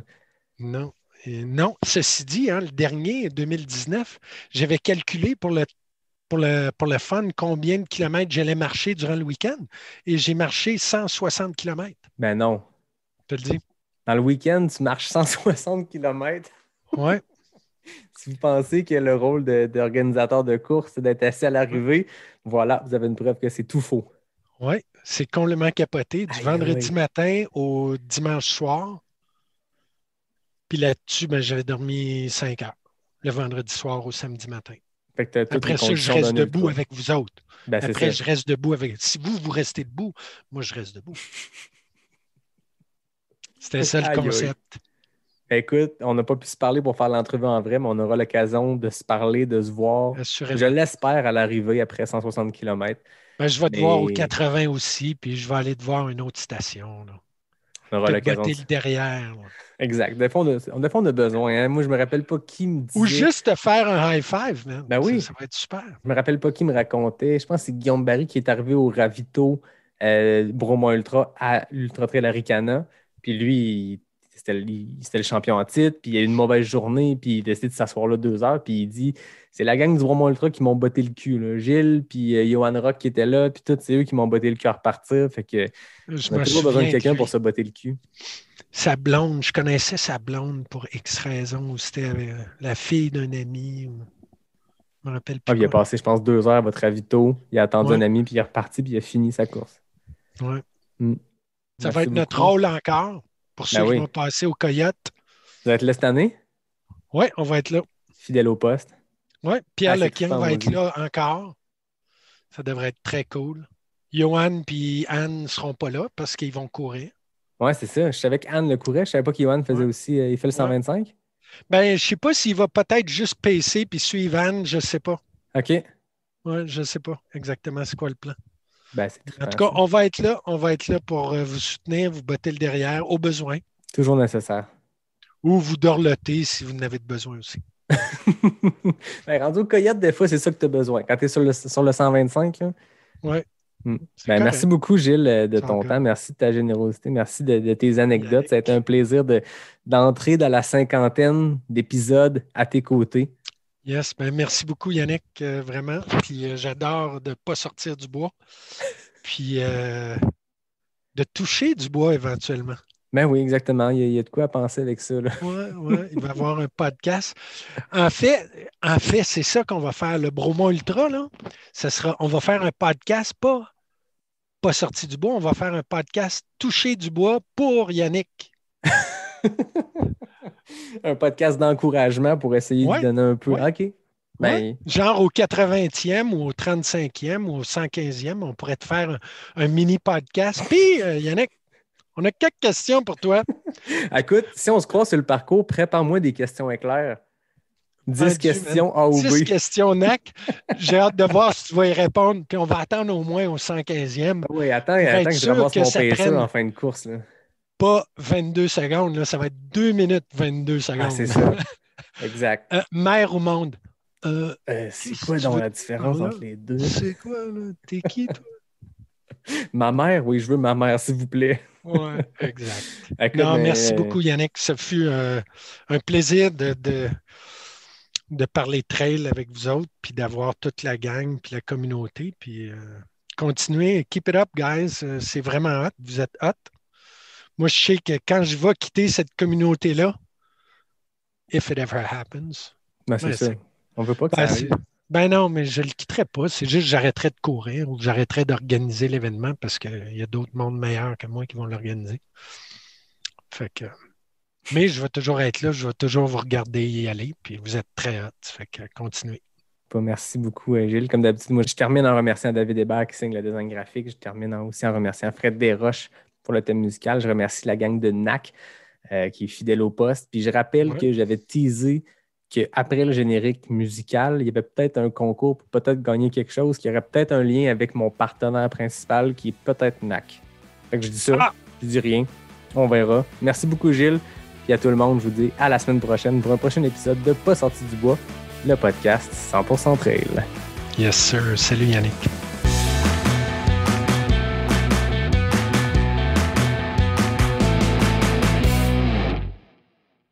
Hey tout le monde, je vous avais dit de rester jusqu'à la fin de l'épisode parce que là, je suis en compagnie de William Walker de NAC. Comment ça va, William? Ça va super. Et toi, Yannick? Ça va super bien. Pourquoi on se parle là, comme ça en fin d'épisode? Bon, on a une petite surprise pour les auditeurs de Pas sorti du bois pour le 50e. Yes! En fait, on s'est dit, depuis les tout débuts, vous êtes partenaires, puis je tenais à te remercier comme ça, verbalement, en face à face, même si on s'est parlé plusieurs fois dans le dernier 50 semaines. Mais depuis le début, vous êtes là, d'abord avec les questions NAC, après ça comme partenaire avec l'épisode avec Mathieu Blanchard, puis ça se continue, puis je suis vraiment chanceux de compter sur vous autres. Fait qu'on s'est dit, garde, 50e, on va se faire un petit giveaway pour les auditeurs qui se rendent jusqu'à la fin de l'épisode 50. Gilles Poulin, il y avait beaucoup de jasettes. Fait que ceux qui se sont rendus au bout, là, vous allez mériter de pouvoir participer au concours. C'est ça, c'est les petits heures d'écoute de Pas sorti du bois qui vont être récompensés par la saveur des produits NAC que tu présentes avec tellement d'aplomb à chaque début d'épisode. J'ai toujours beaucoup de plaisir à écouter chacun des épisodes d'ailleurs. Puis ce partenariat-là, c'est vraiment arrivé comme quelque chose de très naturel, un fit vraiment entre ce que tu fais puis ce que nous, on essaie de promouvoir chez NAC, aider les athlètes d'endurance, créer du contenu autour de ça. Puis ça a été un très, très beau succès. Puis on est super fiers de pouvoir dire qu'on a été là depuis les débuts avec NAC et puis de finalement faire ce petit giveaway pour le 50e épisode.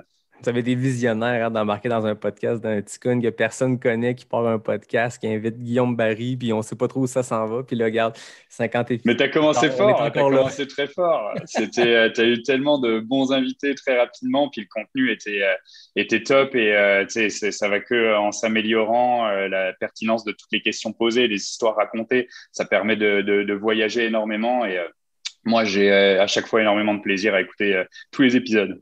Cool, merci. Écoute, ma job est facile quand on a des invités fascinants. On part la caméra, part le micro, puis on pose 2-3 questions, puis c'est parti. Fait que là, vous venez de lancer vos gaufres qui sont, je le dis dans l'intro, mais les nouvelles gaufres sont, pour vrai, j'en parlais à ma soeur qui les a essayées, puis elle m'a écrit, elle dit, là, c'est comme vraiment trop bon. Je sais que, ouais, je te jure, c'est fou ces gaufres-là. Fait que là, on fait tirer des gaufres. C'est ça. Là, c'est le moment de faire découvrir les gaufres. Puis, en fait, le fonctionnement, ça va être très, très simple. On va faire un post sur la page de NAC, tu vas faire un post sur la page de Pas sorti du bois. Les gens pourront aller directement liker les deux pages et puis aller commenter sur l'un des deux posts pour dire quelle saveur ils ont envie d'essayer et à qui ils auraient envie de le faire découvrir. Puis on enverra une boîte à chaque personne. Donc la personne qui sera taguée et puis la personne finalement qui aura tagué son ami pour faire découvrir les produits dans la saveur qui aura été sélectionnée. Puis on va faire gagner 3 personnes. Ouh là là, donc 6 dans le fond, 3 au gagnants, total. donc 6 parce que 6 boîtes. leurs partenaires de course qui vont avoir identifié vont aussi recevoir une boîte. Fait que là, c'est gros giveaway. Là. C'est ça, il faut participer. Hein. Parfait. Puis là, si vous écoutez ça et vous n'avez pas encore vu les GoFnac, vous n'avez pas encore goûté, c'est le temps de les essayer, mais c'est le temps aussi d'aller sur le nacbar.com pour voir c'est quoi les deux sortes parce que là, on ne les dit pas. Il faut faire un peu d'effort, aller sur le site. On ne les dit pas, il faut aller checker, il faut découvrir quelles sont ces saveurs de gaufres. Exact. Puis nous, on va faire le tirage le jeudi 12 août, donc le jeudi pré-QMT, pendant que les coureurs du 100 000 seront sur le point de se lancer, pendant que les coureurs des autres distances vont commencer à avoir la petite boule de stress dans la gorge, dans la poitrine. Ben, le jeudi 12 août, on va faire le tirage à 17h. Donc, comme d'habitude, vous participez, puis que vous gagnez ou que vous ne gagnez pas, vous pouvez aller sur le nacbar.com magasiner, puis je rappelle qu'on a un petit code promo 15% avec Pas sorti du bois, donc Pas sorti du bois en un mot. Donc, ce sera l'occasion pour vous de noyer votre peine de ne pas avoir gagné en achetant d'autres produits. Tu peux épeler le Pas sorti du bois à chaque fois que tu m'épates à la vitesse à laquelle tu le fais. Beaucoup de pratique, beaucoup de bloopers. Cool, ben, merci beaucoup, NAC. Merci beaucoup à toi, William. Merci à toute ton équipe qui est fidèle au poste puis qui sont là à donner 6 boîtes de NAC à nos auditeurs. Fait que les gens, c'est le temps d'aller commenter, aller sur Facebook, Instagram, trouver les posts puis identifier votre partenaire de course. Exactement. Découvrez les gaufres. Merci Yannick, merci à tous, merci aux auditeurs et puis vive Pas sorti du bois. Ben, merci William puis vive NAC. Bye. Ciao Yann. Bye bye.